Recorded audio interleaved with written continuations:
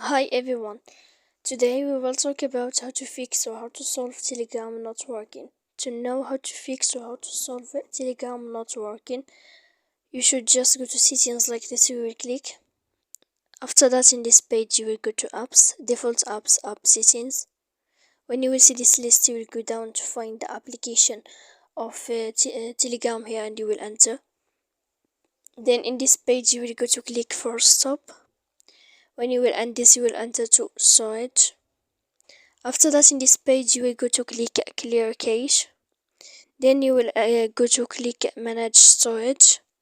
And after all that, you can turn off your Wi-Fi.